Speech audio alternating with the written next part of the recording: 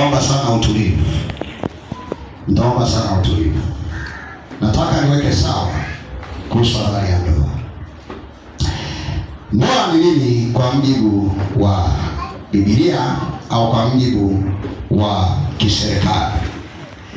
Ndoa ni makubaliano ya hiari ya pande mbili kati ya mume na mke. Ndoa ni makubaliano ya hiari ya pande mbili kati ya mume na mke ili kuishi kwa pamoja. Napoongelea habari ya hiari, maana yake ndoa sio lazima, huwa hailazimishwi. Makubaliano haya ya watu wawili huwa hayalazimishi, huwa yanakuwa ni hiari. Na hata vijana wetu ambao mnawaona hao wamekubaliana kwa hiari, sio kwa kulazimishwa na mtu yoyote. Ukiona kuna ndoa ambayo imelazimishwa kwa mjibu wa kibibilia na kisheria, hiyo haiwezi kuwa na sifa ya kuwa ndoa.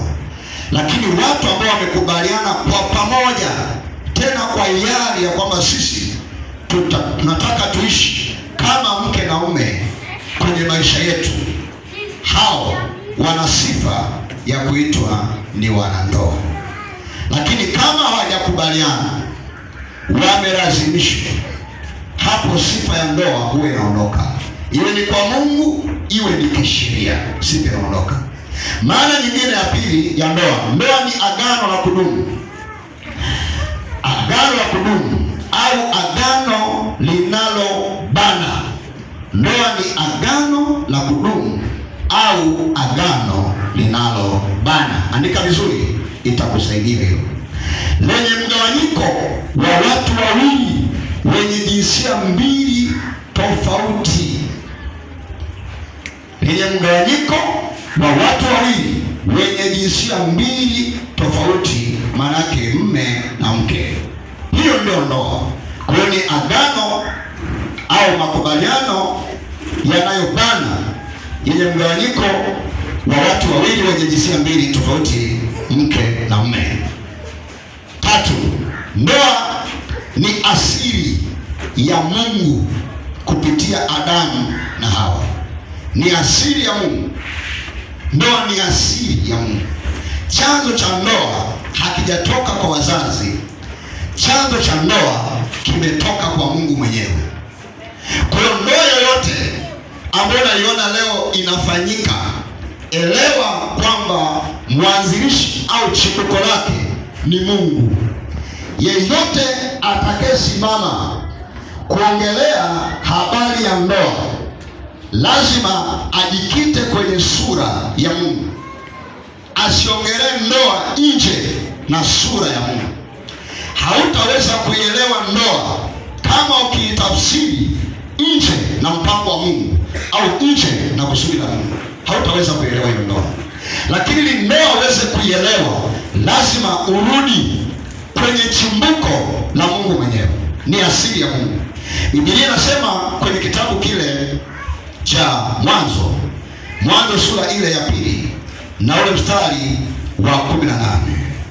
Mwanzo sura ile ya 2 na ule mstari wa 18. Tuone chimbuko la ndoa mahali ilipotokea.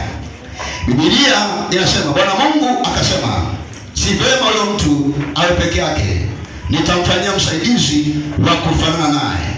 Bwana Mungu akafanyisha kutoka katika ardhi kila mnyama wa msituni na kila ndege wa angani, akamletea Adamu ili aone atawaitaje kila kiumbe hai. Jina alilokiita Adamu likawa ndio jina lake. Adamu akawapa majina yao kila mnyama wa kufugwa na ndege wa angani na kila mnyama wa mwitu, lakini hakuonekana msaidizi wa kumsaidia Adamu aliyefanana naye. Bwana Mungu akamletea Adamu usingizi. Angalia Mungu anavyounda hapa. Akamletea Adamu usingizi mzito, naye akalala. Kisha akatoa ubavu wake mmoja, akafunika nyama mahali pake, na ule ubavu aliotoa katika Adamu, Bwana Mungu akaufanya mwanamke, akamleta kwa Adamu. Adamu akasema, huyu ni mfupa katika mifupa yangu na nyama katika nyama yangu, basi ataitwa mwanamke, kwa maana ametwaliwa katika mwanamume. 24. Kwa hiyo mwanamume atamwacha baba yake na mama yake, naye ataambatana mkewe, na hao watakuwa mwili mmoja. Kwa hiyo neno mwanamke, tusipotoshwe katika tafsiri. Neno mwanamke halikutoka kwa Adamu, lilitoka kwa Mungu mwenyewe. Mungu ndiye aliyegundua kwamba huyu mwanaume inabidi awe na mke, akafanya jitihada za kumwondoa Adamu katika ulimwengu wa mwili, akamwingiza katika ulimwengu wa roho, ili huko amletee mwanamke. Ndio akatokea nani? Hawa au Eva. Alipotokea, Mungu akasema huyu ni msaidizi wake, ataitwa nani? Ataitwa mwanamke. Adamu anakuja kuzinduliwa usingizini, naye kwa sababu alikuwa katika roho, alielewa kilichofanyika katika roho, akaja akasema vile vile kwamba huyu ni mwanamke au huyu ni mke wangu. Hiyo ni asili ya Mungu. Hapa hakukuwa na mila, hapa hakukuwa na tamaduni, hapa hakukuwa na desturi. Ni Mungu mwenyewe anaianzisha ndoa akiwa Adamu kwenye Edeni. Ndoa inaanza kuanzishwa hapa. Kwa hiyo ndoa sio mpango wa wazazi, ndoa ni mpango wa Mungu mwenyewe. Na ndio maana nasema ndoa halali yoyote, ili iwe halali lazima iwe na chimbuko la kimungu, sio chimbuko la wazazi.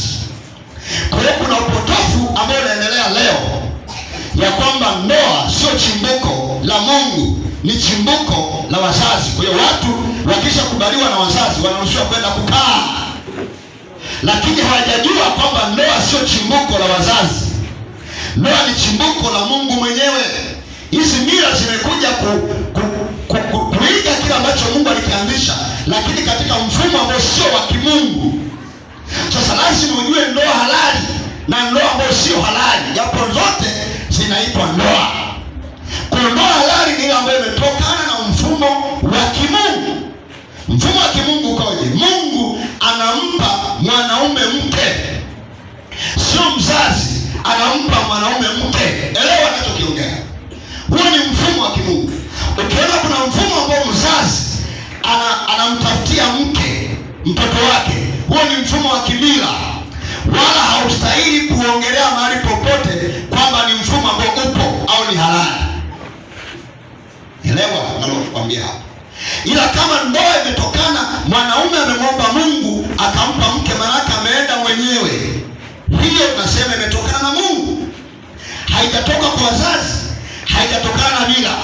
Sasa Biblia inatuonyesha hapa kwa mjibu wa neno la Mungu, baada ya kumuumba Adamu na kumletea mke, maandiko yanatuonyesha jambo la pili. Adamu aliona mke, lakini jambo la pili kibibilia, maandiko yanasema ilitakiwa mwanamke awaache wazazi wake akaambatana na mumewe. Kwa jambo la pili ilikuwa ni mwanaume kwenda kwa wazazi, lakini alianza kuunganisha ndoa ni nani?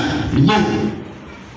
Na ndio maana tukiwa tumeokoka, mtu anaanza kumwona mwenzake, taarifa zinamfikia mchungaji ambaye yeye ni niaba ya Mungu, ni kwa niaba ya Mungu. Ikishafika kwa mchungaji, mchungaji naye anairudisha kwa wazazi. Mnanielewa ninachokiongea? Inaenda kwa wazazi. Kwa ukienda kwa wazazi, haiwi chimbuko pale. Chimbuko inakuwa limeanzia kwa Mungu kwanza, haijaanzia kule, imeanzia kwa Mungu, kwa sababu Biblia inasema lazima aende kaage